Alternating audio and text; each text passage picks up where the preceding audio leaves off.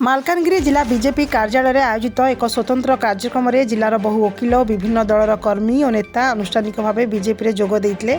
कार्यक्रम में बीजेपी सभापति अशोक परिड़ा सभापतित्व करथिबा बेले मुख्य अतिथि भाव नवरंगपुर सांसद बलभद्र माझी उपस्थित रही समस्त वकिल और विभिन्न दलर कर्मी मानक बीजेपी टोपी और उपढौकन दे स्वागत करथिले।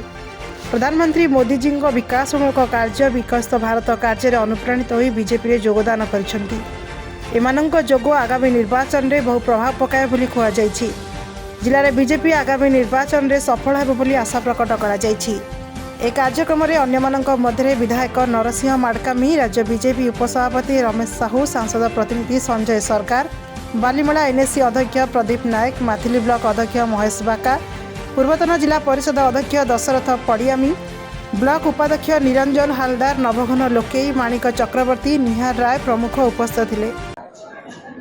बहुत खुशी कथा आज भारतीय जनता पार्टी विशेषकर मालकानगिरी भारतीय जनता पार्टी आज शताधिक वरिष्ठ कांग्रेस और बीजेडी नेतृवृंद सहित बहुत वरिष्ठ वकील आज भारतीय जनता पार्टी सामिल होती।